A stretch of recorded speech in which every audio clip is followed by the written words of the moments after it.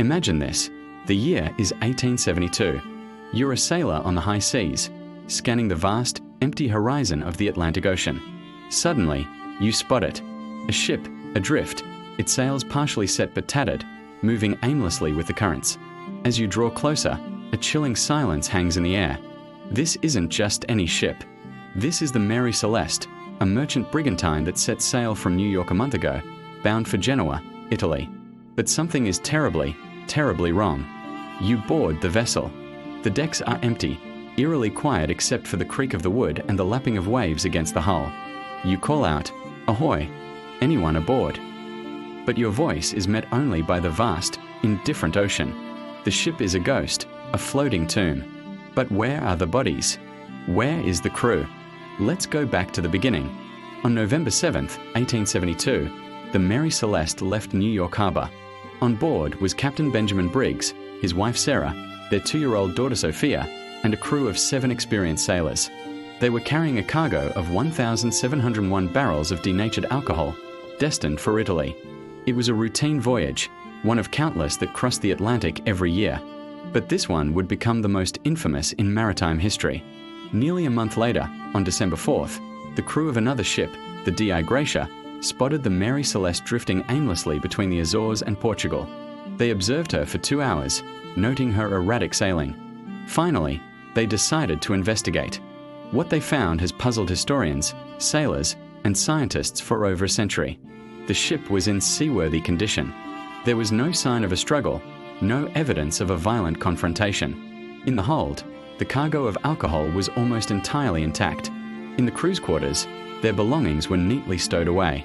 Money, pipes, rain gear, all left behind. In the captain's cabin, his navigational instruments were on his desk, his logbook left open. His wife's sewing machine had a piece of oilskin still in it, as if she had just stepped away for a moment. Valuables were untouched. Food and water for 6 months remained in the ship's stores. It was as if the 10 souls on board had simply vanished into thin air. The ship's last log entry was dated November 25th, 9 days before she was found. It noted her position just off the Azores island of Santa Maria. Everything was normal. The weather reports from that time showed no major storms. The ship wasn't sinking. So why would an experienced captain, with his family on board, abandon a perfectly good ship in the middle of the ocean? The only things missing were the ship's single lifeboat, the chronometer, and the sextant, vital navigational tools. This suggests the crew left deliberately. But why? This is where the mystery deepens and the theories begin. One of the earliest and most sensational theories was piracy. Could a pirate crew have boarded the Mary Celeste, murdered everyone on board, and thrown their bodies into the sea? It's a dramatic idea, but it doesn't quite fit the facts. Why would pirates leave behind the valuable cargo and the crew's personal belongings? Piracy in the 1870s was rare in this part of the Atlantic, and pirates were typically interested in plunder. The scene on the Mary Celeste just didn't look like the aftermath of a pirate attack. So, if not pirates, what about a mutiny? Perhaps the crew rose up against Captain Briggs. But again, the evidence doesn't support it. Captain Briggs was known as a fair and competent commander. The crew was handpicked and experienced. And most importantly, there were no signs of a fight. No bloodstains, no broken furniture, no weapons. It was a peaceful scene, not a violent one. This is where the theories start to get more creative and more terrifying. Let's talk about the cargo. 1,701 barrels of industrial alcohol. 9 of these barrels were found empty. One of the prevailing theories, championed by the investigator who originally examined the ship, was that fumes from the alcohol had built up in the hold. Perhaps the barrels leaked. Captain Briggs, fearing an imminent and catastrophic explosion, ordered everyone into the lifeboat as a precaution. Imagine the scene. The crew, including the captain's wife and young daughter, hastily climb into the small lifeboat. They might have tied a line to the Mary Celeste, planning to wait at a safe distance to see if the ship would explode. Then, a sudden squall could have snapped the tow line, or the wind could have picked up, pushing the larger ship away faster than they could row.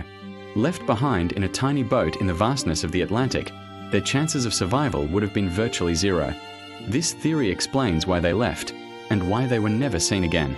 It's plausible, logical, and tragically simple. But there are holes in this theory too. The crew that found the Mary Celeste reported that the main cargo hatch was sealed shut. They didn't notice any strong smell of alcohol fumes, and Captain Briggs was an experienced mariner who understood his cargo. Would he have panicked so easily?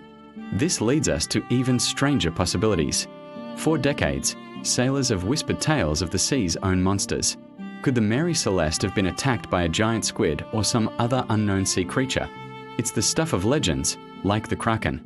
A creature could have plucked the crew from the deck one by one, leaving no trace.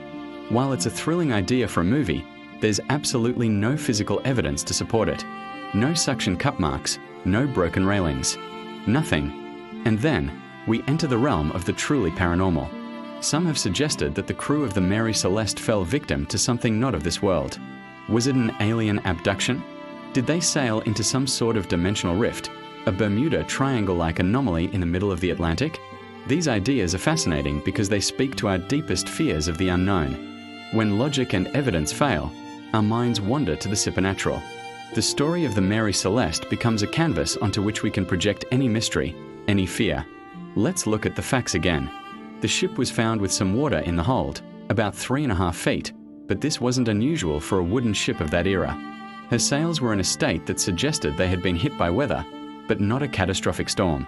One of the ship's pumps was found disassembled, as if someone had been trying to repair it. Could the captain have mistakenly believed the ship was taking on water faster than it actually was? Coupled with a malfunctioning pump, this could have been enough to trigger an order to abandon ship. A modern investigation by documentarian Anne McGregor offered a compelling refinement of the explosion theory. She recreated the conditions and discovered that a vapor explosion from the denatured alcohol would have been a massive, ship-destroying blast. Instead, it could have been a dramatic but non-damaging pressure wave explosion, a loud whoosh and a burst of flame that would quickly die down, leaving no scorch marks or soot. If Captain Briggs witnessed such an event, he might have genuinely believed a much larger, fatal explosion was imminent. This would be the perfect reason to order a temporary evacuation into the lifeboat, leading to the tragic scenario we discussed earlier. But in the end, every theory is just that, a theory, a ghost story told around a campfire. We don't know what happened. We will likely never know. The 10 people who held the answer disappeared from the face of the earth. Captain Briggs, his wife Sarah, their little girl Sophia, and the 7 men of their crew. Their story ended in the middle of the Atlantic, leaving behind only questions. The Mary Celeste itself was salvaged. It was sailed to Gibraltar and, after a lengthy legal inquiry, was returned to its owners. But the ship was forever tainted by the mystery.